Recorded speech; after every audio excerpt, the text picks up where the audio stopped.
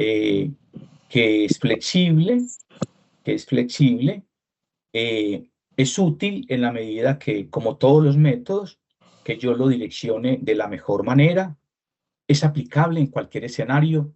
En los ejercicios que he realizado de consultoría, les puedo contar de muchas experiencias, pero hay una que puede ser significativa como ejemplo. En algún momento hicimos un documento que se llamó Documento Bases para el Desarrollo de los municipios de Chigorodó, Carepa, Apartadó y el corregimiento de Currulao en Turbo. Entonces se hizo un documento y la herramienta con la que nosotros trabajamos, la recolección de información de fuente primaria, fue marco lógico. Y con esta herramienta nosotros impactamos en 16.000 personas.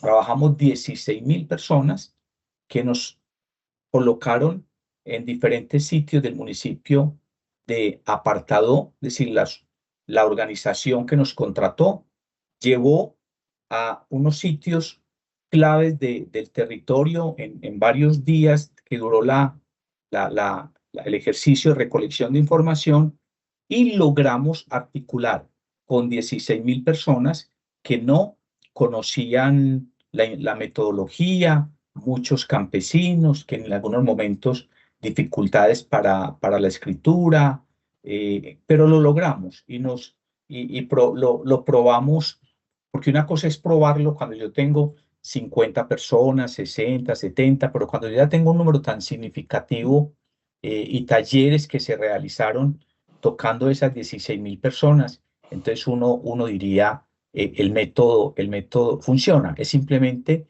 facilitar las posibilidades la sencillez que uno tiene que tener cuando se expresa y la sencillez que uno tiene que tener para transmitir un conocimiento que es especializado, pero depende a quién le estoy entregando la información. Entonces, si yo estoy hablando con el campesino, yo tengo que entender que ese señor tiene una información que yo necesito, porque él es el que conoce la problemática que hay en su territorio, no la conozco yo.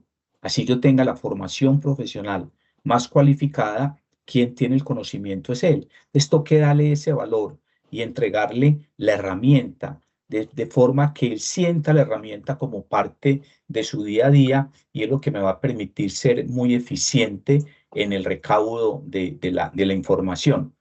Es un método de planificación por pasos, me permite ir visualizando lo que voy avanzando y, por supuesto, me permite ese enfoque de trabajo en equipo. En cuanto a los pasos de análisis, entonces hay que tener en cuenta lo siguiente. El análisis se realiza en estos 4 pasos. Análisis de problema, de participación, de objetivos y de alternativas. Son los 4 pasos. Y ese análisis, ¿qué me va a permitir? Analizar la situación con relación a un problema, identificar los problemas principales en el contexto, definir el problema central y visualizar las relaciones de causas y efectos en el árbol de problemas.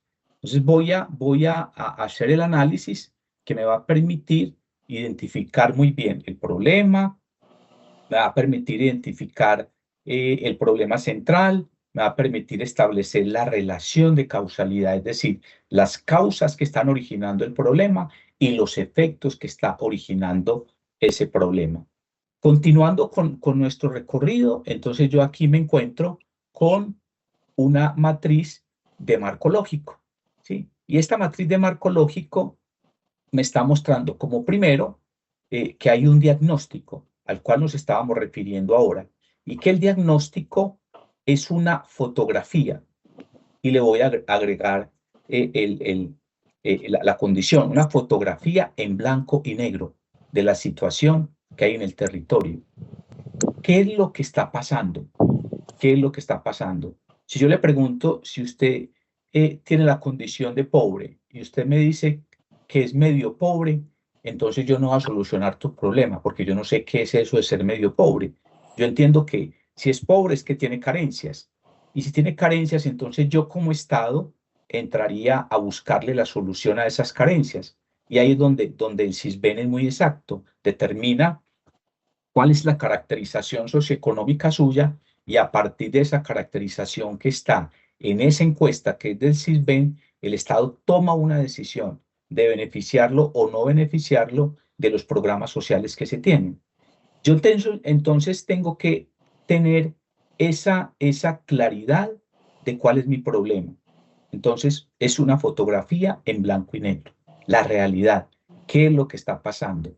En términos de, de diagnóstico, también es muy importante tener en cuenta el promedio del medio.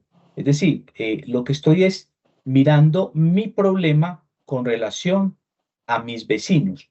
Yo estoy en el municipio de Carepa y el municipio de Carepa en el eje bananero tiene carencia de agua potable. La solución al problema de agua potable del municipio de Carepa sí es muy costosa, pero miro al lado derecho de mi municipio, me encuentro a Chigorodó y en el lado izquierdo me encuentro al municipio de Apartadó. Y los dos tienen la misma problemática. Estoy en un caso hipotético. Entonces, ¿cuál sería la mejor solución? La mejor solución sería, para este caso, lo mejor sería, dentro del diagnóstico, yo tengo que plantear que el problema no únicamente es mío, que el problema también es de unos vecinos. Cuando yo estoy llevando o escalando el problema, lo estoy sacando del territorio, lo estoy volviendo un proyecto estratégico. Estoy pensando en un proyecto estratégico, porque estoy pensando en que el problema lo podré solucionar de una manera más económica cuando mis dos vecinos que necesitan la solución, porque tenemos el mismo problema, toman la decisión de que la ejecución se haga de manera conjunta. Es una realidad. Acá en el área metropolitana se vio hace ya como unos 30 años y fue pues de una madurez para la época el municipio de Girardota y el municipio de Copacabana, acá en el norte del Valle de la Aburrá. El municipio de Girardota, carencia de agua potable, no tenía un sistema de agua potable y en varias oportunidades un alcalde había tomado la iniciativa, inicialmente cuando fue concejal, la iniciativa del agua potable, se definieron los recursos para la época cuando él presentó el proyecto, eh, o sea, hace unos 38 años, algo así, y nada, no avanzaban porque veían que era muy costoso, 3.500 millones, 4.000 millones para la época, se miraba el presupuesto, no era posible. Luego él fue alcalde y cuando fue alcalde, entonces presentó nuevamente la iniciativa y fue cogiendo nuevamente impulso. Y él se fue dejando un gran aliado, se fue de alcalde dejando un gran aliado que fue EPM. EPM se interesó por el proyecto, hizo la simulación financiera del proyecto y llegó a una conclusión el estudio de EPM. La conclusión fue la siguiente. El proyecto a usted municipio le cuesta 24.000 millones de pesos, municipio de Girardota. Pero, si usted alcalde interesa a la alcaldesa de la fecha, ya había otro alcalde, eh, para que la alcaldesa del municipio de Copacabana se interese también por el proyecto y solucione su problema, vamos a encontrar entonces la posibilidad de que los costos disminuyan, porque el agua la tenemos en Bello, en Navarra, en Bello, y traerla hasta Girardota sin entrar a Copacabana es costoso, le cuesta 24.000 millones de pesos. Y se definieron pues las condiciones técnicas del proyecto, el estudio técnico estaba hecho y en el estudio técnico también se acompañó el estudio financiero, la simulación de fuentes. Y si logra, alcalde, que la alcaldesa se interese y se logre el sí, el municipio de Girardota pagará por el proyecto 16.000 millones y el municipio de Copacabana 16.000 millones. Claro, el alcalde se interesa, se hace para la época una consulta popular, es decir, se convoca a los habitantes del municipio, los dos municipios el mismo domingo hacen un proceso electoral y simplemente preguntan, hacen dos preguntas en la consulta. Frente al proyecto de acueducto alcantarillado, ¿usted está de acuerdo con su ejecución? Sí, no. Si su respuesta es sí, está de acuerdo que se agote parte de la financiación con valorización. La respuesta fue sí. Entonces, el proyecto ya tuvo vía libre por parte de la comunidad. Y en la simulación financiera, entonces EPM dijo, el proyecto cuesta 16.000 millones y yo pongo 8.000. Usted, municipio, cada uno de ustedes dos va a colocar 8.000 millones. Cuando se buscan los recursos, el municipio de Girardota no tenía la posibilidad de los 8.000 millones. Con mucho esfuerzo sumó 4.000, con recursos del crédito, con recursos de ingresos corrientes de la nación, con recursos propios, llegó a 4.000.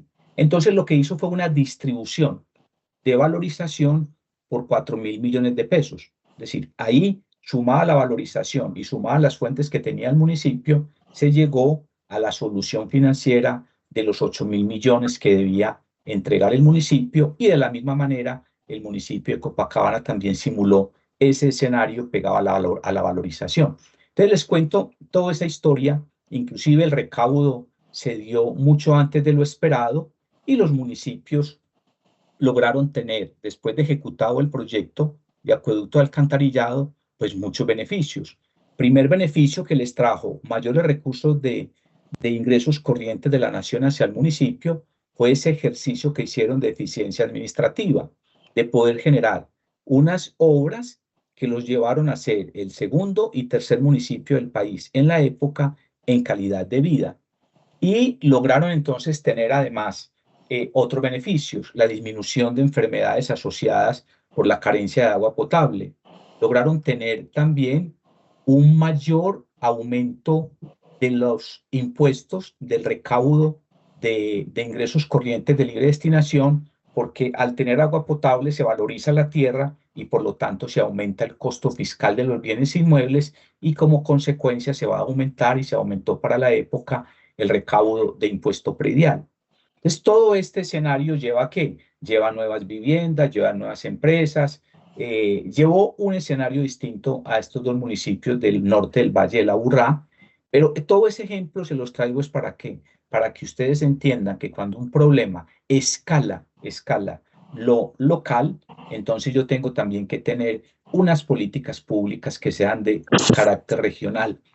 Muchos problemas que se tienen en el área metropolitana sur, norte del Valle de la Aburrá, pues tienen que ser asumidos necesariamente con políticas públicas metropolitanas. Por ejemplo, el tema ambiental, el área metropolitana es autoridad ambiental en algunos municipios, hasta ciertas áreas, porque hay municipios que tienen a Corantioquia y al área. La área metropolitana es autoridad en materia ambiental, es autoridad en materia de transporte y por lo tanto entonces la política pública es más del orden metropolitano que ha impactado. Es decir, ya lo otro es como la elaboración de los actos administrativos, porque realmente nosotros no tenemos un alcalde metropolitano, tenemos alcalde de Medellín, tenemos una junta metropolitana, pero son jurisdicciones que están cada una separadas. Hay una jurisdicción que se llama Copacabana, otro que se llama Barbosa, otro que se llama Girardota. Entonces, el tema aún se vuelve un poco complejo en cuanto a las decisiones, porque en cada municipio hay que repetir el escenario. Entonces, usted, municipio, debe de presentar este proyecto de acuerdo, usted debe presentar este proyecto de acuerdo a la corporación. Pero todavía sigue siendo un poco, pues, complejo en algunos temas, pero se ha logrado, se ha logrado. Es como la reflexión que les quiero plantear, que es que ustedes tienen que entender que nosotros, si bien somos locales en muchas cosas, nuestro pensamiento es global. No podemos salirnos hoy de esa mirada de la globalización y por lo tanto yo tengo que hacer alianzas estratégicas para poder darle solución a ciertas problemáticas que hay en el territorio y que requieren pues como el concurso de otras entidades territoriales. Ya buscaremos las formas de asociación, de provincias, de alianzas pública-privadas, las formas prácticas que tenemos ya definidas en el ordenamiento jurídico colombiano nos llevarán a que busquemos cómo lo podemos hacer. Entonces, el diagnóstico, ¿qué es lo que tiene identificado? Problemas, necesidades. En un diagnóstico lo que yo tengo es un sinnúmero de problemas que han sido identificados o necesidades que hay dentro de un territorio, pero también la mirada está en el enfoque de las oportunidades. Cuando hay problemas, hay oportunidades. Les decía muy al comienzo hoy que la idea es que el alcalde llega al municipio y hay carencia de agua potable, es decir, no hay un sistema de acueducto alcantarillado y por lo tanto hay unas problemáticas muy marcadas dentro de la comunidad. Pero también, ¿qué tenemos? Tenemos una oportunidad. La oportunidad la tiene la administración, ese gobernante, de que cuando él termine su periodo de gobierno se haya escalado, que hoy tiene una comunidad sin agua potable y cuando ya él termina su periodo de gobierno hay agua potable en el territorio. Ese gobernante, créame que pasó a la historia y es muy probable que haya dejado el municipio endeudado. Pero es que el endeudamiento no es malo si es por una buena causa. El endeudamiento será muy bueno cuando la entidad territorial tomó una decisión de solucionar una problemática y lo hizo a través de un proyecto estratégico. Para la época de que les simulé ahora, esos dos municipios pues quedaron endeudados más o menos por un horizonte de 10 años, pero es por una buena causa, lo que quiere decir que no todo endeudamiento es malo, como también uno podría decir cuando está hablando en términos financieros del Estado, que el superávit aparentemente es bueno. Un superávit es una cifra positiva en el marco de las normas de marco fiscal de mediano plazo que tenemos meta de superávit primario. Yo me encuentro con una realidad y es cual que ejecuté bien porque no llegué al déficit, pero ojo, ¿cuánto fue el superávit? Si el superávit fue muy cuantioso, ¿qué es lo que me está indicando? Que yo dejé de ejecutar por dejar recursos en tesorería y esa no es la razón de ser del municipio. La razón de ser del municipio colombiano es que recauda para atender las necesidades que hay en el territorio. En términos prácticos, recauda para gastar. Y si no lo hace, entonces diríamos que ese alcalde generó un efecto positivo en términos financieros, pero no generó un efecto positivo en términos de la solución de los problemas de la comunidad. Entonces, esa identificación del problema me va a llevar a que yo establezca, identificado el problema, me va a llevar a que yo establezca la relación de causalidad. Todo problema tiene unas causas y tiene unos efectos. Aquí está la problemática, pero cuando yo ya voy a la formulación del proyecto, está la solución. Yo formulo un proyecto para solucionar esta relación de causalidad que existe en el territorio a partir de la identificación de problemas. Y el proyecto, ¿qué es lo que busca? Objetivos generales. En general, ¿qué es lo que busca un proyecto público, una política pública? Cuando les hablo de proyecto, estoy en la política, porque el proyecto es quien ejecuta. Entonces, cuando yo estoy ejecutando un proyecto público, ¿qué es lo que estoy buscando? Eliminando, es decir, busco eliminar o reducir los efectos. En la medida que esta premisa se dé, entonces yo estoy generando unos impactos positivos en el territorio. Estoy mejorando el nivel de vida de los ciudadanos. Esta es la lógica de las políticas públicas, para que no la pierdan de vista. Esta es la lógica. En este cuadrito que están ahí, encuentran la explicación a todo lo que yo estoy haciendo frente a la solución, es decir, a la identificación del problema, a la solución y finalmente a la generación de unos impactos positivos que, que, que tienen que ver con lo que es el mejoramiento de la calidad de vida o pues en términos de la gerencia pública hoy, el valor agregado que tiene que dar la administración a sus ciudadanos. Cuando yo estoy hablando de el árbol de problemas, entonces hay 6 pasos para que yo identifique, elabore mi árbol de problemas. El primer paso es identificar los principales problemas con respecto a la situación en cuestión. El segundo paso es formular en pocas palabras el problema central. El tercero, anotar las causas del problema. El cuarto, los efectos. El quinto, lo que yo hago es integrar el árbol de problemas, el árbol de efectos con el árbol de causas para tener el árbol de problemas. Y finalmente lo que yo estoy haciendo es una revisión de un esquema completo para verificar la lógica que tiene el proyecto, mi problema, la lógica con la que la construí. Me quiero devolver a hacer una reflexión que les dije ahorita, que la mirada de las diapositivas está más desde el proyecto público. Me voy a devolver al paso 2. En el paso 2 me dicen siempre que formule en pocas palabras el problema central.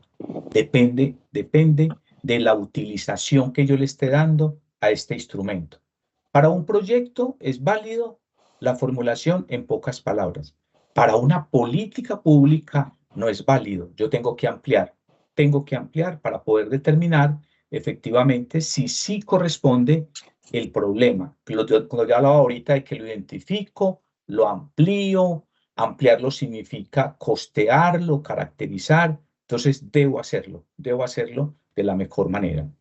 Bueno, hay unos puntos claves frente al análisis del problema.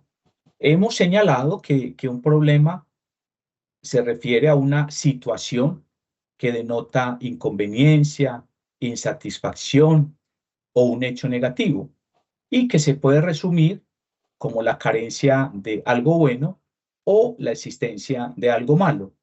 Es decir, son el resultado indeseable de una situación. Un problema se refiere a una situación que denota inconveniencia. Hacia atrás miramos algunas decisiones, algunas definiciones de problemas que ya están definidas por ustedes y clarificadas. Ahora, expresiones como falta de repuestos es incorrecto. Lo correcto sería decir que el equipo no funciona. Y no necesariamente el equipo no funciona por falta de repuestos. Uno dice, ¿qué pasa con esa máquina que está ahí? Dice, no, es que hay unos repuestos que no han traído. Y cuando uno va y pregunta, dice, pues si la máquina es nueva, no puede ser repuestos. Claro, lo que pasa es que no tenemos la claridad de cómo funciona la máquina. No tenemos los planos para que nos muestran la guía para que el equipo funcione. Entonces, es bueno, las expresiones deben de ser muy precisas para no caer en algún momento en unas vaguedades que no nos lleven a la solución. Entonces, la importancia de un problema no está determinado por su ubicación en el árbol de problemas y me indican en esta metodología, cuando estoy en proyectos, que identifique los problemas existentes. Y les planteé en algún momento de la conversación que cuando estoy frente a un problema es válido, frente a un proyecto es válido, pero cuando estoy frente a una política pública, que yo estoy formulando la política pública, yo tengo que mirar el futuro.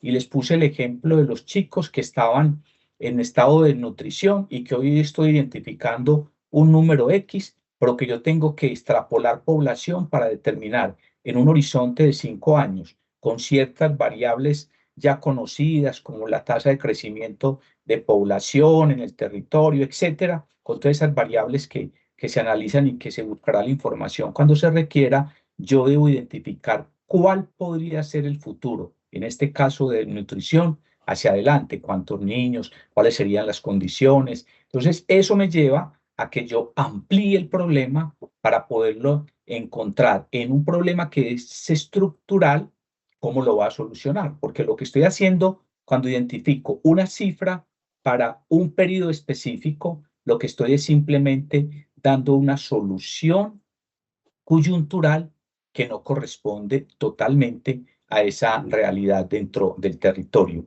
Los problemas siempre se formulan en estado negativo. Y cuando se habla pues de una tarjeta, es una hoja. Uno metodológicamente tiene pues también unas guías que nos llevan a que lo tengamos, a que tengamos muy identificado el cómo lo voy a hacer. Cuando, cuando les dije ahora que tocamos ese número de campesinos en una zona, pues de ciudadanos, su gran mayoría campesinos, una zona del departamento, es porque metodológicamente hicimos bien el paso a paso. Uno depende de donde esté, con las personas que esté interactuando, trabajará las metodologías. No es lo mismo que yo traje una metodología con expertos que no le diría el paso a paso. Yo le digo de una vez, ármeme un árbol de problemas. Pero si no tengo expertos, yo lo llevo paso a paso. Identifíqueme el problema, identifíqueme las causas, identifíqueme los efectos, qué es una causa, qué es un efecto. Entonces los voy llevando para realmente. Entonces, por eso, pues, como las sugerencias metodológicas. Hay una serie de frases como estas. La falta de medicamentos ha aumentado las enfermedades respiratorias. Lo que aquí hace falta es una escuela. Hay que construir un hospital infantil. Es necesario construir un nuevo centro polideportivo para disminuir la delincuencia. Estas frases son aseveraciones que corresponden a propuestas de soluciones. Si usted lo ve ahí, son soluciones, pero sin tener en cuenta la cabal comprensión de cuál es el problema que se quiere resolver. Cuando hablábamos esta mañana de la construcción de un centro rural, esta es una solución, ¿sí? No es realmente el problema. Yo tengo que ir es un poco allá. Cuando aquí dice que lo que aquí hace falta es una escuela, lo que hay es que preguntar por qué hace falta la escuela. Y me van a decir, porque no hay. Bueno, realmente no hay. ¿Y cuántos niños hay escolarizados que van a otros sitios? Entonces me dicen 100. Entonces yo diría, sí se justifica la construcción de una escuela para 100 niños. Pero alguien me dice dentro del análisis estadístico, sí se justifica porque la población aquí está creciendo, porque están llegando nuevas familias por como efecto de tal situación que está yendo en el territorio. Entonces aquí hay una población de niños y de jóvenes que está creciendo y eso hace necesario. Entonces, bueno, me muestran las cifras y yo llegaría a la conclusión de que efectivamente sí es una escuela, pero no puedo de entrada simplemente construir la escuela sin hacer los análisis previos respectivos que me lleven a esa conclusión.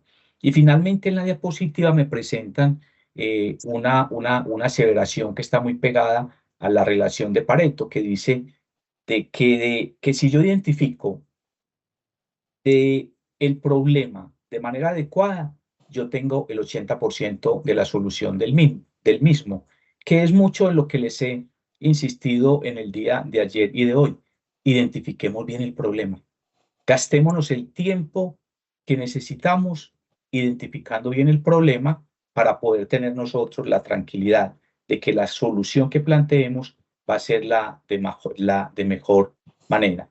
De manera general, entonces aquí encontramos que un problema, entonces, a manera de resumen, se refiere a una situación que nota inconveniencia, dado que el propósito de un proyecto es solucionar un problema, mejorar una situación o responder a una necesidad, es indispensable, antes de iniciar el diseño del mismo, delimitar y describir claramente cuál es el problema o situación que éste pretende atender.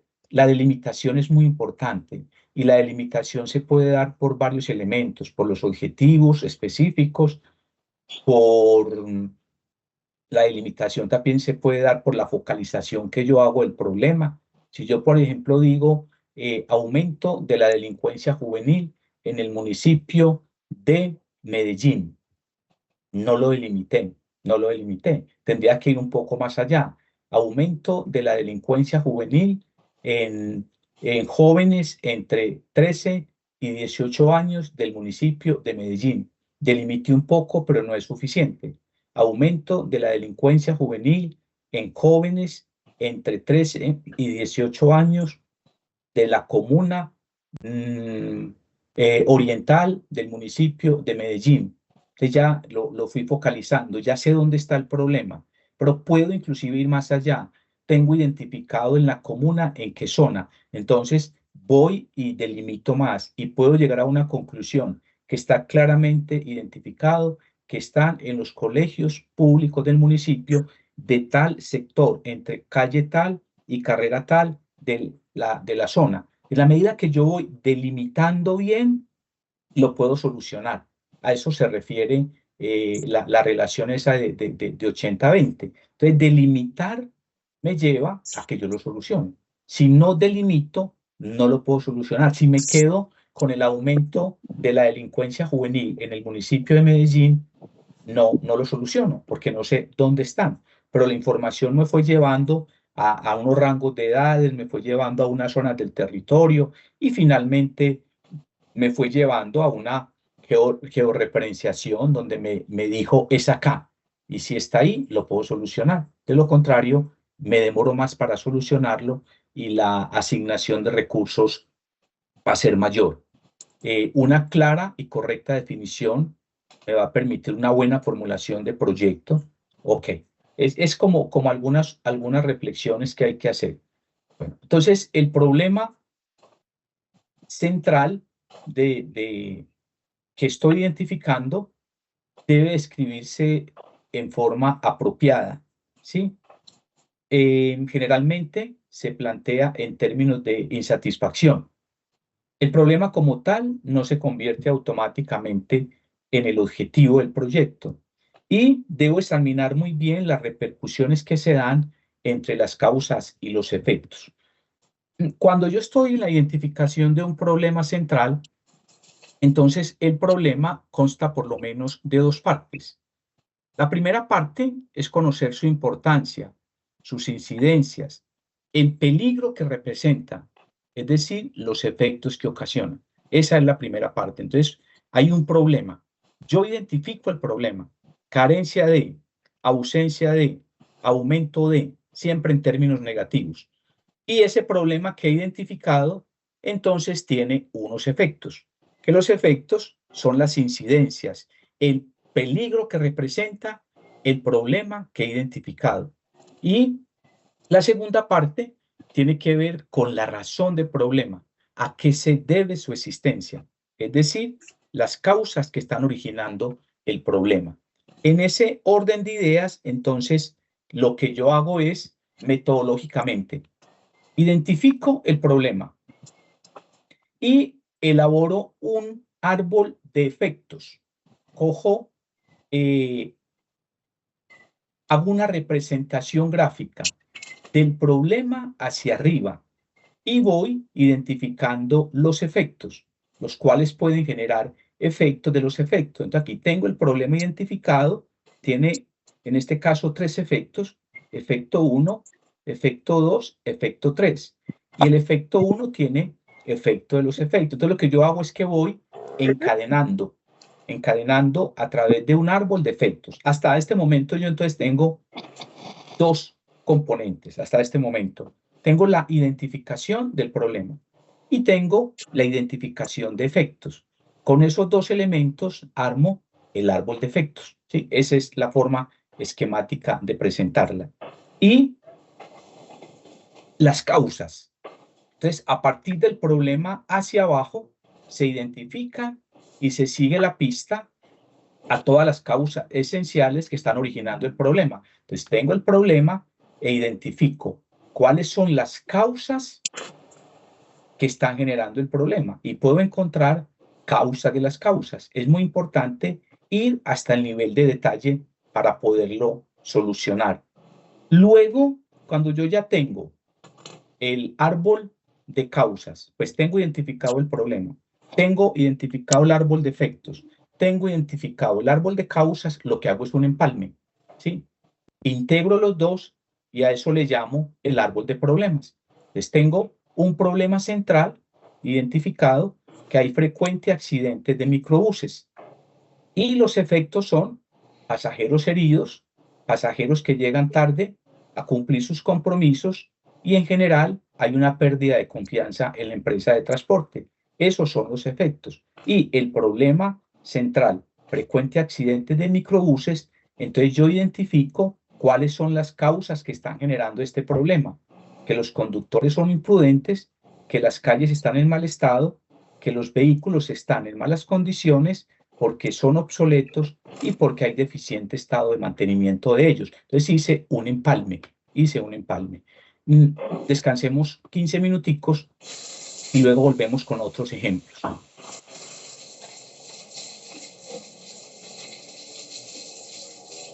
Jenny, adelante.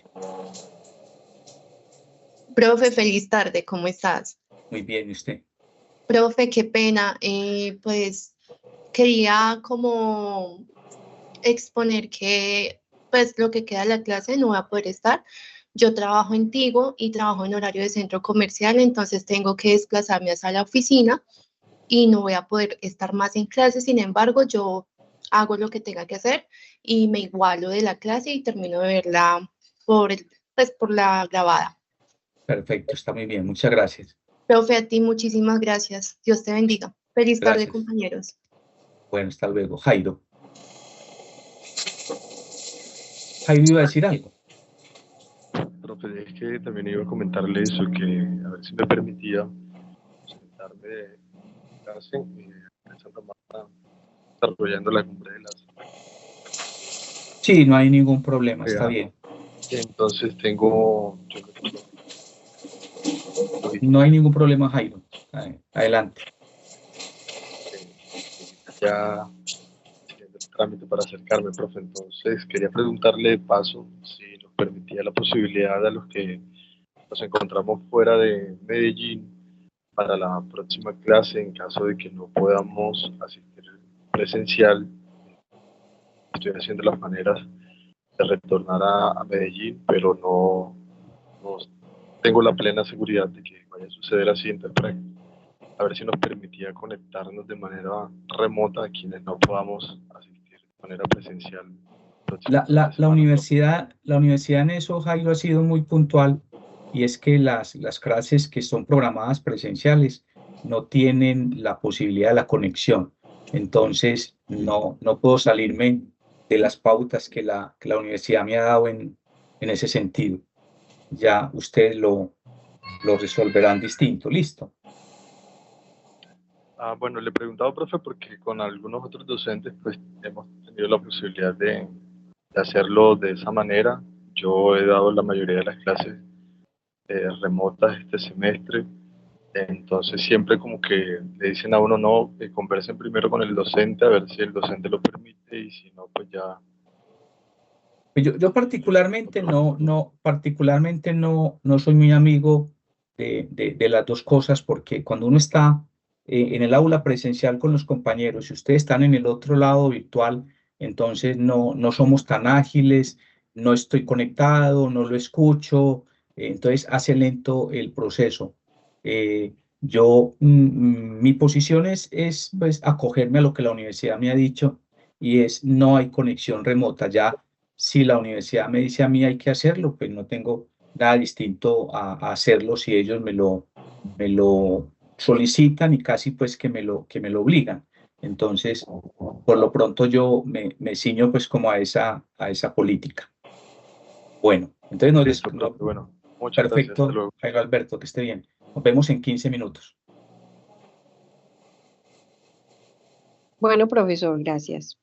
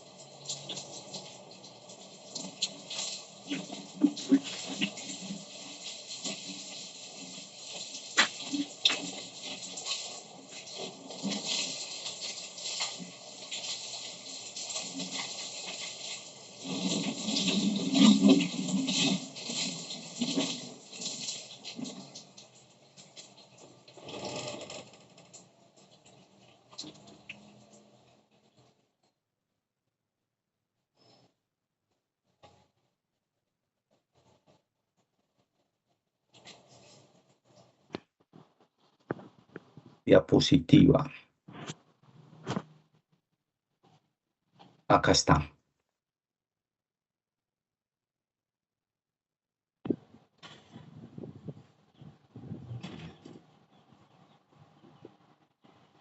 Bueno, entonces lo que tengo es un árbol de efectos, que es un instrumento sencillo, pero eficaz para que identifiquemos las repercusiones del problema.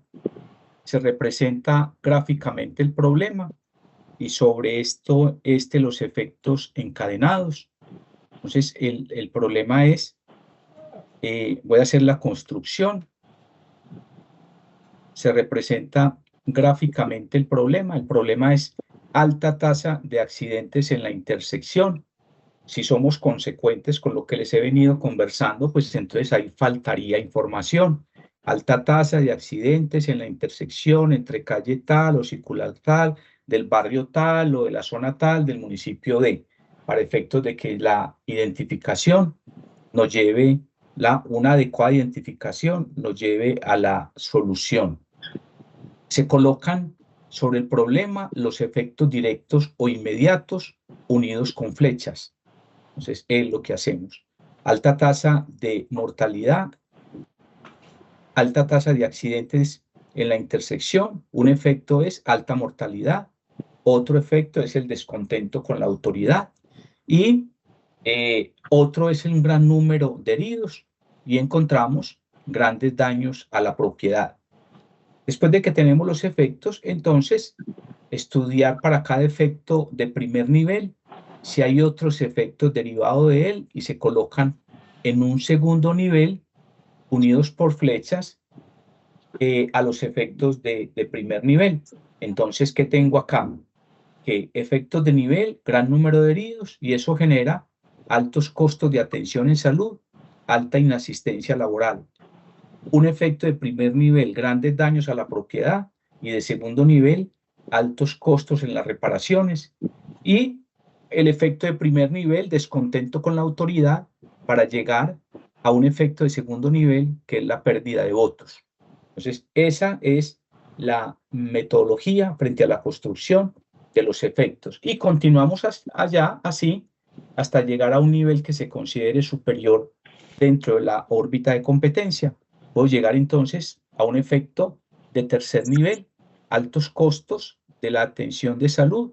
Lo que estoy haciendo es un recorrido, gran número de heridos, altos costos en salud, menor calidad de vida, gran número de heridos, alta inasistencia laboral, que genera pérdida de productividad, grandes daños a la propiedad, que genera altos costos en reparaciones y por lo tanto una menor calidad. Entonces uno va subiendo en el nivel de detalle para para identificar efectos de los efectos, y en la medida entonces que yo lo voy logrando, voy a encontrar que si hay muchos efectos, sacaría una conclusión. Vale la pena ser resuelto el problema. Bueno. Otro ejemplo, alta tasa de enfermedades en la localidad. Recuerden que deben precisar muy bien para poder solucionar. Efectos, alta tasa de mortalidad, elevados costos de atención en salud, mayor inasistencia laboral, mayor inasistencia y repitencia escolar. Segundo nivel de efectos, elevados costos de atención, postergación de otras necesidades, mayor inasistencia laboral, efecto base para llegar a un segundo nivel de menor rendimiento y mayor costo de producción, y mayor inasistencia y repitencia escolar para llegar a una deficiente calificación. Subo a otro nivel, donde voy a identificar menor calidad de vida, los asocio, pues los integro con los efectos anteriores y me trae como resultado menor calidad de vida, baja potencial productivo local, menores remuneraciones. Lo que yo estoy haciendo es que parto de alta tasa de enfermedades en la localidad y voy subiendo, por ejemplo, acá, mayor inasistencia y repitencia escolar, deficiente calificación laboral, y subo a menores remuneraciones. Y ya cada uno de los encadenamientos que hay, pues deben tener una lógica secuencial. Bueno, entonces, si aparecen efectos importantes, el problema amerita solución y se procede al análisis de las causas. Entonces tengo el árbol, tengo el problema, se identifican las causas posibles del problema y se representan bajo este. La alta tasa de accidentes en la intersección y las causas serían exceso de velocidad de los vehículos, falta de señalización, gran número de peatones cruzando, visibilidad limitada. O sea, son las causas que están generando el problema y por lo tanto los efectos que ya identificamos atrás. Luego se buscan las causas de las causas, se construyen las raíces encadenadas del árbol y llego entonces a que una causa del exceso de velocidad de los vehículos es que hay una gran distancia entre semáforos, que hay imprudencia de los conductores, que hay un gran número de peatones cruzando porque no hay puente peatonal, porque hay imprudencia de peatones, visibilidad limitada porque hay vehículos estacionados en la vía, falta de señalización porque no hay semáforo, porque no hay señal de prioridad. Entonces, lo que hice fue irme a la raíz encadenada del árbol e ir encontrando las causas. Para el otro ejemplo, altas tasas de enfermedades en la localidad. Identifico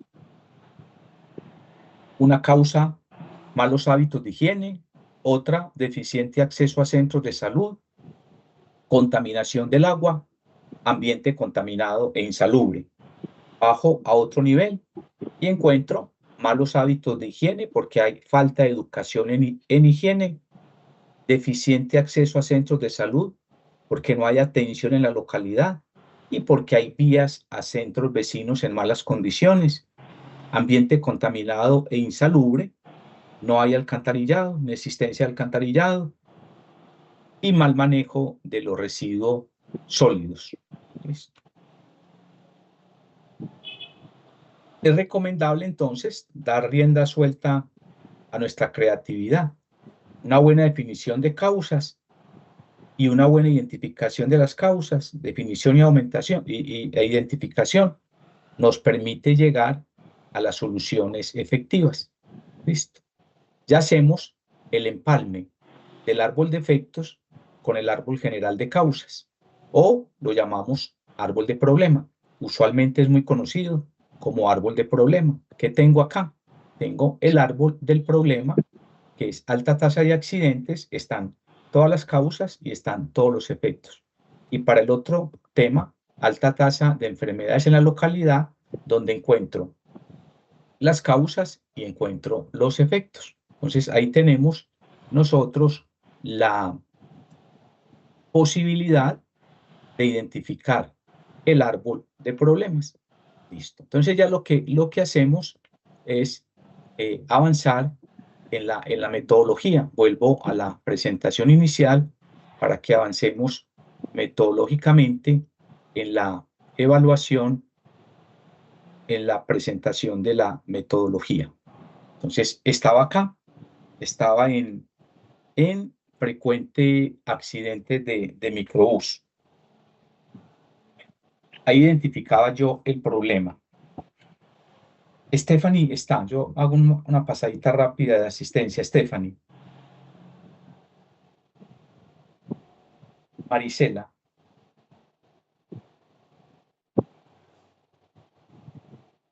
Marisela, no está. Okay.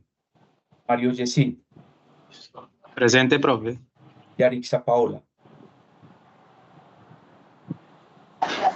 Profe, me llamo Estefania Acevedo. Ludi Marixa.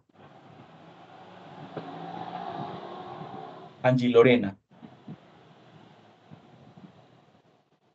Angie Lorena. Presente, profe. Ludi Marixa. No está, bueno. Jenny Yasmín. Jonathan Camilo. Elisa Alejandra. Profe, qué pena, si me escuchó Angie Lorena, presente. Angie Lorena, ¿qué apellido? Sí, sí está. Cano Okay. Betancourt. Sí, Profe, Estefania Acevedo. ¿Sí me escuchó también? sí, claro. Ah, gracias. Sí, Jonathan Camilo. Elisa Alejandra. Francisco Javier. Liz Keila. Zulma Enid. Presente, profe, buenas tardes. Buenas tardes.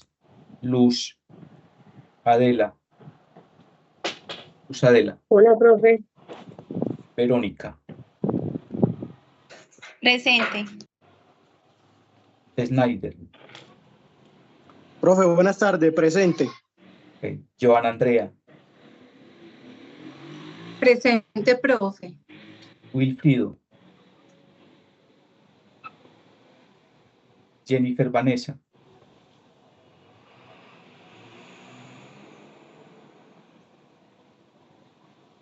Nidio José. Buenas tardes, profe. Profe, Richard. Sí. qué pena, usted me llamó ahorita y yo le contesté, pero como que usted no me escuchó, Ludi Maritza. Ludi Marisa Blandón. Sí, señor. Perfecto. Usted me llamó ahorita, pero yo le contesté como que no me escucharon. Bueno, Richard José. Buenas tardes, profe, presente.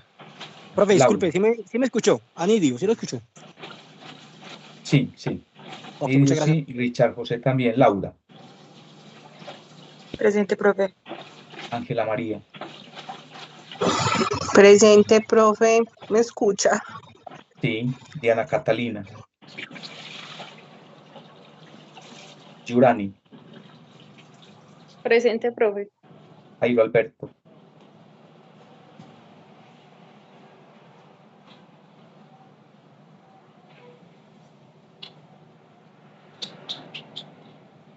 Jacob David.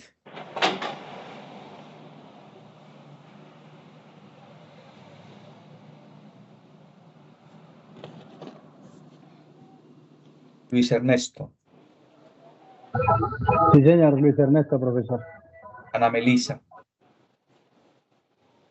Presente, profesor, acá estoy. Álvaro Diego. Buenas tardes, presente, profe. Luis Guillermo.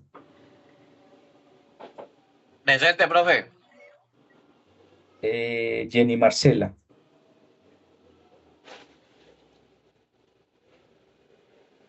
Profe, Jenny es Profe, Jenny Marcela fue la que le dijo que se iba a trabajar ahorita. Perfecto. la niña de Tigo, profe. Perfecto, sí, gracias. Marisela. Jenny Yasmín. Presente, Marisela. profe Marisela, sí, presente. Jenny Yasmín. Jonathan. Elisa Alejandra. Francisco Javier. Liz Keila. Wilfrido.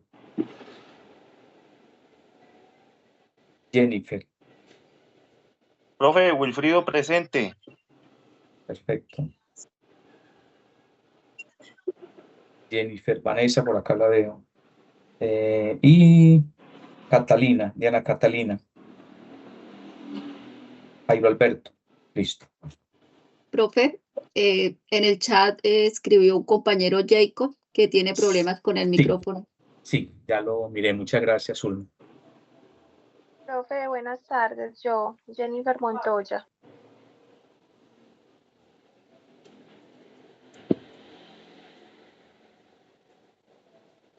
Montoya Jennifer, sí. Ya. Profe, preguntan Laura si escuchó cuando ella le contestó. Laura, ¿qué apellido es? Es que ella tiene problemas como con el micrófono. ¿Qué apellido es Laura? Ya le estoy preguntando, profe. Laura Juan Pavón, Pavón, profe, Laura Pavón, Pavón. Pavón. ¿Laura qué? Pavón. Laura profe. Pavón. Sí, sí la tengo ahí, claro. Ah, bueno, profe, gracias. Es que ya tiene como problemas con el audio. Perfecto, muchas gracias.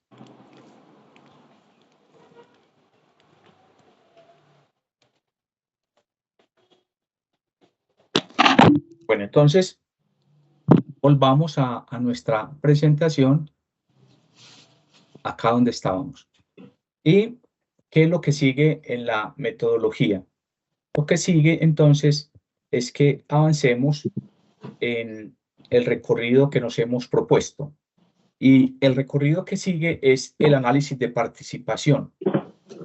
Lo que hacemos es ofrecer un panorama de todas las personas, grupos, organizaciones que de alguna manera están relacionadas con el problema. Y en ese análisis de participación, digamos que uno lo que hace es mirar en dos ópticas la participación, desde la identificación del problema y de la solución. Entonces uno puede hacer una matriz de participación que nos permita identificar actores en la formulación del problema, en la identificación del problema, y actores que tengan que ver con la solución del problema. En ese orden de ideas, entonces, el paso que uno debe tener en cuenta para esa participación es, como primero, identificar y registrar los grupos y personas de interés relacionadas con el proyecto, es decir, que se encuentran en su ámbito de influencia. Dos, formar categorías, de si son actores afectados o beneficiarios o cooperantes, oponentes, afectados, perjudicados. Luego los caracterizamos, los analizamos y finalmente identificamos las consecuencias de la participación de estos actores para el desenvolvimiento del proyecto. Entonces, de sentido práctico, ustedes lo que hacen es una matriz de participación. Lo elaboran, se elabora, digamos que la matriz obedece al criterio, no lo que debe tener es en cuenta estos elementos como mínimo. Habrán otros elementos adicionales que ustedes puedan tener. Y ya con esa matriz que diseñen, empiezan a enlistar y a categorizar. Lo primero es como decir, ¿cuáles son esos grupos? Entonces yo registro los grupos de actores que tienen que ver con la política pública en su formulación, como también en su solución, en la solución del problema. ¿Dónde encuentro ese listado? En un municipio uno lo encuentra en la Secretaría de Gobierno o en la Secretaría de Participación. Los grupos, las organizaciones se registran por lo general en gobierno y algunas entidades territoriales lo tienen en la Secretaría de Participación Ciudadana. Y ahí está ese inventario. Ahí aparecen los grupos o las organizaciones mejor que están constituidas legalmente y que son importantes para nosotros en estos temas de participación. Estoy hablando de organizaciones que gozan pues de personería jurídica y que tienen su permanencia en el territorio. Pero deben tener en cuenta también que hay grupos significativos. Hay ciudadanos que no les interesa estar en organizaciones formalmente constituidas, pero que tienen un gran peso dentro del territorio. Por ejemplo, uno encuentra en muchos escenarios encuentra que, por ejemplo, en temas ambientales, que los ciudadanos se congregan para defender una causa, pero nunca se constituyen como asociación, como una ONG, pero son claves en el territorio, tienen un gran peso en el territorio, son escuchados, tienen un conocimiento. No los puedo dejar por fuera porque no estén registrados como una organización debidamente conformada en el marco de una persona jurídica. No los puedo dejar por fuera. Debo tenerlos en cuenta y convocarlos y tener pues como con ellos esa posibilidad de interactuar para llegar a unas conclusiones pues propias de la participación ciudadana.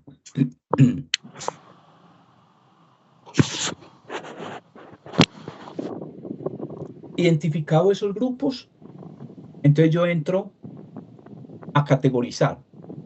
Si yo tengo un problema que es el aumento de la delincuencia juvenil en el municipio y lo tengo pues bien identificado, en esencia aumento de la delincuencia juvenil. Liskeila, ¿qué actores podrían ser importantes para esa problemática en el territorio? Aumento de la delincuencia juvenil. ¿Qué actores?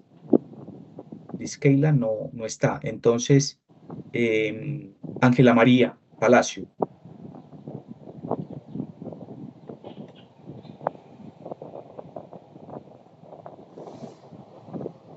Ángela María.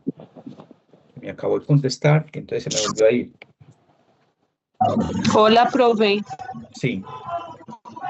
Estoy preguntando a partir de un problema que es el aumento de la delincuencia juvenil.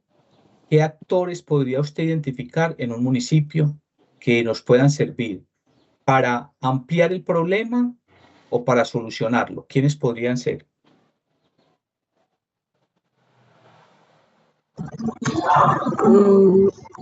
¿Cómo así? No entendí. Estamos hablando de que en el ejercicio de la participación ciudadana se hace necesario identificar los grupos o actores que nos van a servir para efectos prácticos en el estudio de la política pública. Y queremos identificar esos grupos. ¿Qué grupos podrían ser útiles en un territorio? ¿Qué organizaciones? ¿Qué entidades? ¿Qué actores en general tendrían que ver con este problema que estoy planteando? Juntas de acción comunal, grupos organizados, asociaciones. Pero no me dé la generalidad, deme la especificidad.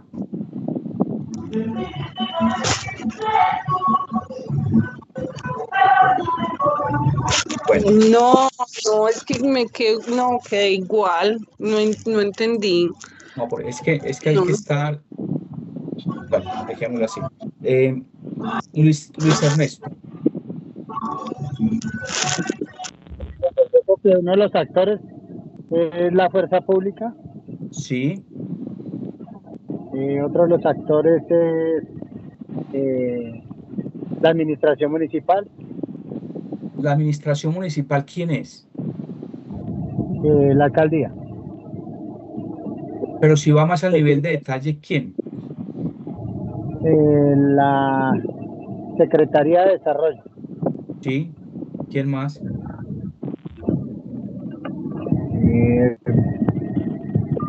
También podría ser...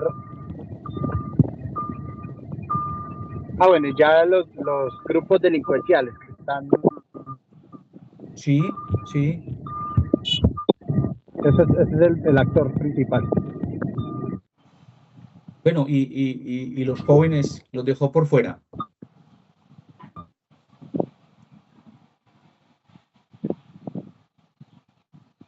Bueno, los grupos delincuenciales que son los que tienen la problemática. Fuerza pública, alcaldía, secretaría de Desarrollo.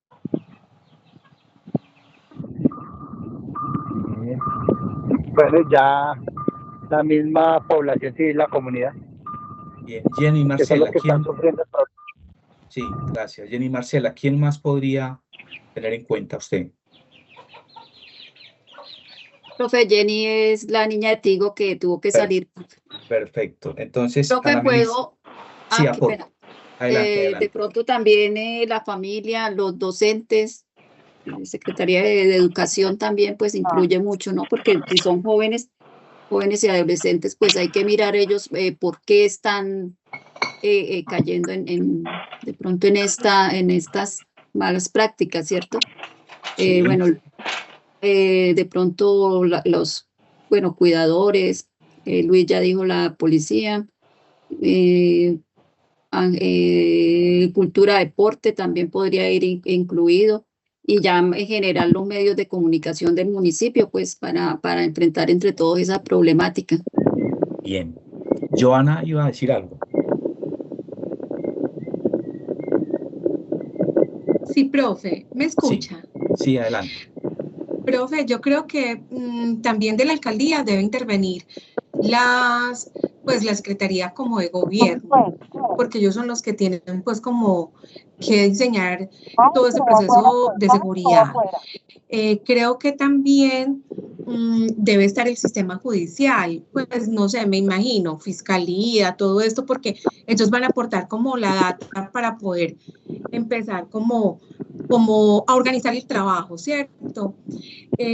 Como dijo ahorita Ángela, también le agregaría aparte de las juntas de acción comunal, como tantas organizaciones comunitarias que hay en los municipios, como decía Zulma, pues como la juventud, los grupos culturales, deportivos, de música, pues en los pueblos se ve mucho como los grupos vocacionales, y los muchachos, muchos de ellos se involucran en eso, y también la Secretaría de Educación me parece fundamental. Pues hablando de pueblos, creo que los rectores tienen y los profesores tienen unas informaciones valiosísimas para poder acercarse pues como a esas mesas, y también involucraría todos los actores, pues como todos los actores de la fe, religiosos, porque ellos también se vuelven como unos actores predominantes y que pueden ayudar en este proceso.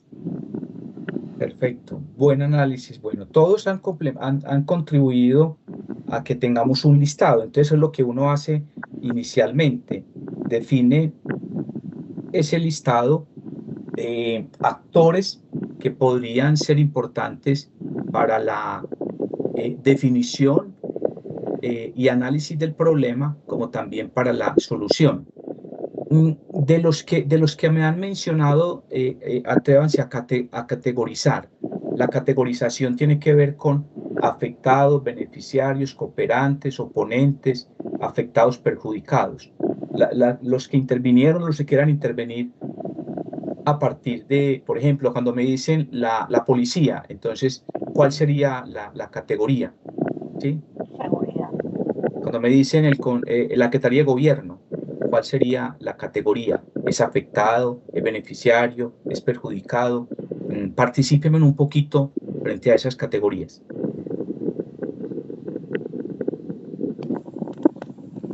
Luis Guillermo.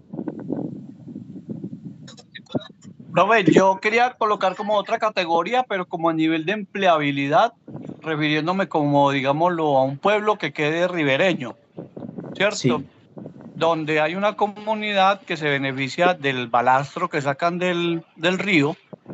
Y en ese caso, pues ya yo como administración municipal, Secretaría de Gobierno y Secretaría de Educación, entraría a la capacitación y en la organización por asociación de todas esas personas para que sea como más productivo, para que sea más legalizada la situación, para tanto la empleabilidad como para los permisos ambientales y el acompañamiento del proceso. Entonces ahí involucraría yo a la comunidad como tal, la que está organizada, digámoslo así, como una asociación de balastreros. La alcaldía con la Secretaría de Gobierno y Educación entraría como a hacer la parte formativa y organizacional. Bien, Joana. Profe, pues no sé si lo entendí bien, pero por ejemplo los actores afectados, indiscutiblemente pues es como toda la población, ¿cierto? Por todo lo que sucede, porque se levanta la desconfianza, el temor, en fin. Creo que un foco muy importante de afectados casi siempre son los comerciantes, como decía Luis, ahora pues como todo lo que tenga que ver con la economía, con desarrollo, generación de ingresos, porque pues ahí se empiezan a ver los robos, las extorsiones, pues que eso es algo reciente cuando hay estos grupos delincuenciales. Creo que también los jóvenes, porque son reclutados, porque son persuadidos para que ingresen a estos grupos o muchas veces son obligados.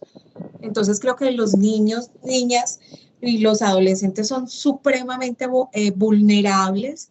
Los jóvenes que no están involucrados en la educación o que no tienen empleo, me parecen de alto riesgo, pues de acuerdo como a lo que uno ve en el país, los líderes sociales siempre sufren muchísimo con estos grupos delincuenciales por las amenazas, los asesinatos, porque ellos se convierten como en esos voceros de la comunidad, entonces yo también creo que son afectados. Bueno, y creo que yo no sé si sea, pero yo pondría ahí que también vienen a ser afectados todo lo que represente la institucionalidad. Pues para mí serían, todos los que representan eso serían como desde el alcalde, el secretario de gobierno, los inspectores, fiscalía, policía, en fin. Y los beneficiarios, como dijo ahorita pues Luis, indiscutiblemente van a ser los grupos ilegales, todos esos que pertenecen a esos grupos al margen de la ley, porque pues ellos van a poder entrar a ser beneficiarios, a un proceso de resocialización.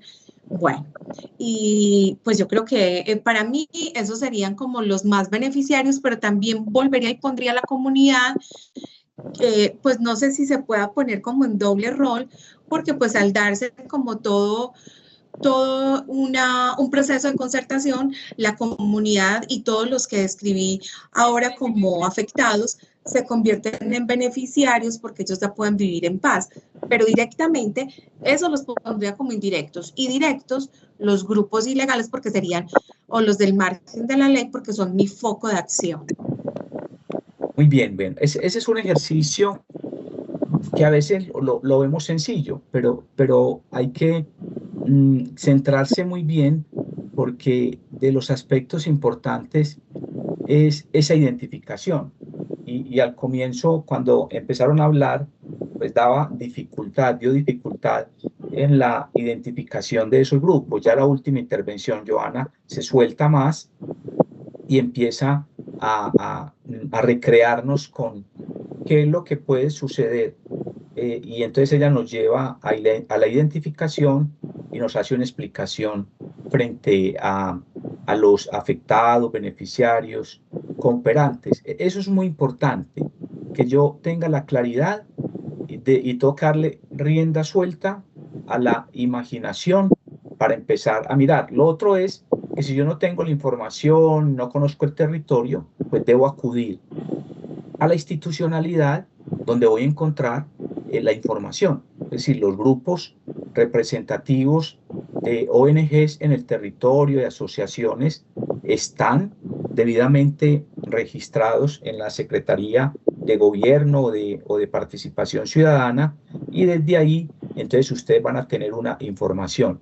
La invitación es a que no se queden con esa información, a que los que no encuentren ahí, esa es una base importante, pero uno conoce el territorio, entonces uno se acerca, por ejemplo, a los sitios donde está el expendio, donde está el consumo, para el ejemplo que estoy planteando, y podría preguntarle, como decía muy claramente Joana Andrea, en términos de los comerciantes que son muy afectados. Entonces es decirle, bueno, ustedes saben cuál es el problema, cómo lo solucionamos, quiénes, y nos van dando pistas, El mismo padre de familia que nos va a decir, bueno, es muy importante la comisaría de familia, es muy importante el Instituto Colombiano de Bienestar Familiar, es muy importante, Luis llevó el ejercicio a un análisis de empleabilidad, entonces es muy importante los actores que tienen que ver con empleabilidad, pero entiendan que son menores de edad, que son estudiantes. Entonces uno diría, bueno, se cae un poco el interés que plantea Luis Guillermo en términos de empleabilidad, porque estamos hablando frente a menores que son estudiantes. Entonces empieza uno a hacer eso que estoy haciendo yo, a esa reflexión que nos va a llevar finalmente a tener un buen listado. Y el paso siguiente tiene que ver con la caracterización. Entonces yo debo buscar información de cada grupo, de cada actor, que me va a permitir tener la conformación, cómo se conformó el grupo, cuáles son sus características, cuáles son sus intereses, motivaciones, estructuras, su estructura organizacional, si es un grupo creado, si tiene página web, si tiene redes, qué información publican. Yo tengo que conocer muy bien cuáles son los actores, para que en el momento en que tome la decisión de que van a participar en la solución, yo también ya tengo una claridad de cómo pueden participar en la solución. Entonces es muy importante que con esta información que se tiene, pues ustedes tengan la posibilidad de establecer toda una matriz de participación, inclusive trabajando con herramientas como DOFA, LOFA, FLOR, cualquiera de estas matrices que uno trabaja en ejercicios de planeación estratégica y de diagnósticos organizacionales que van a ser de mucha utilidad para posteriormente determinar. Inclusive es útil en la caracterización la claridad del objeto social de la entidad, del grupo significativo, a qué se dedica, cuál es su objeto social, cuál es su visión de desarrollo, si tienen plan de acción, revisar plan de acción, si tienen plan estratégico, es decir, buscar información.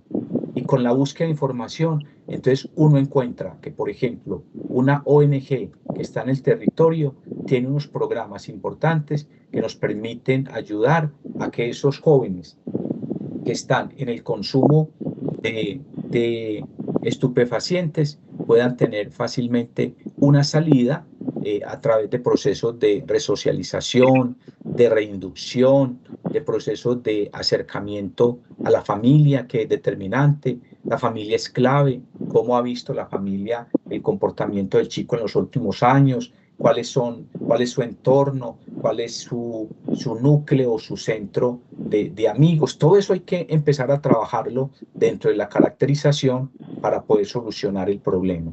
Entonces se hace finalmente un análisis de participación con estos elementos que les he planteado y que les van a quedar en sus memorias. Uno elabora una matriz, que es ya la matriz la elaboro yo dependiendo de la información que requiero, dependiendo de la información con la que yo deseo trabajar hacia futuro. Luego entramos en la metodología.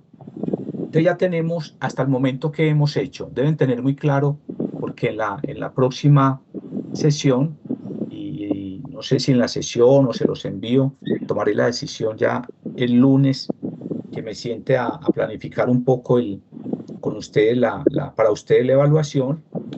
Yo me comunico con ustedes a través del correo electrónico, me gusta más.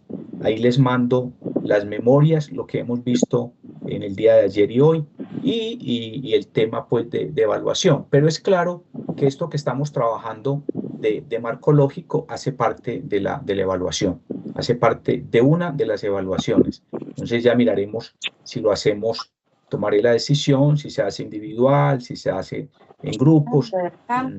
Ya lo analizaré mirando un poco pues lo que ha pasado en el día de hoy. El paso siguiente es que nosotros establezcamos el árbol de objetivos.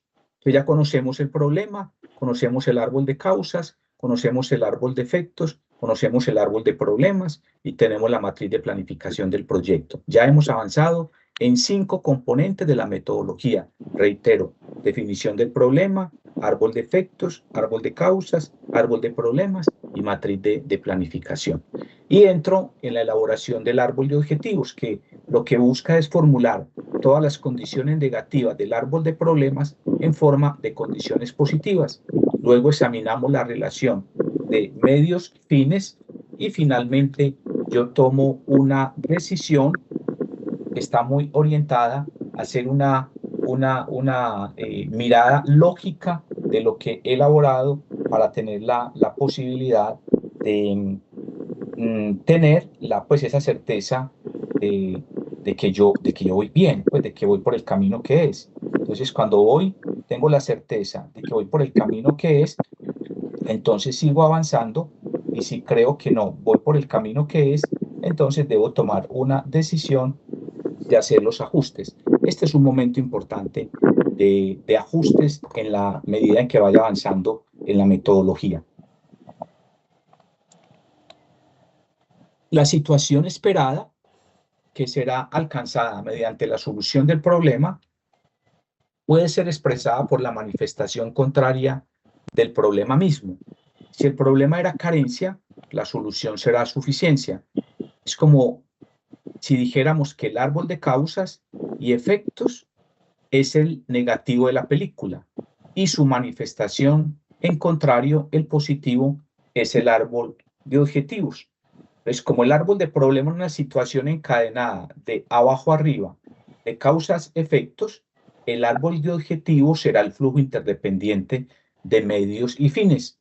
Entonces, cuando yo tenía ahorita un planteamiento de un problema que era el aumento de accidentes por microbuses, y que ubiqué unas causas y unos efectos, yo aquí lo que voy a hacer es que voy a buscar lo que es negativo se vuelve positivo. Entonces, ahí hablaba de aumento de accidentes de microbuses. Aquí estoy hablando de que se redujo la frecuencia de accidentes. Las causas se me convierten en medios. ¿Cómo lo logré? Los conductores conducen con prudencia, las calles están en mejores condiciones y los vehículos mantenidos en buen estado. ¿Cómo lo hago? Se reemplazan regularmente los vehículos obsoletos y hay un control técnico permanente, regular, que son los medios que estoy utilizando para reducir la frecuencia de accidente. ¿Cuál es el fin? Que haya menos pasajeros accidentados, que los pasajeros lleguen a tiempo y que la empresa de transporte goce de una buena reputación. Vamos a mirarlo en el otro ejemplo. El otro ejemplo, lo que yo tengo es lo siguiente.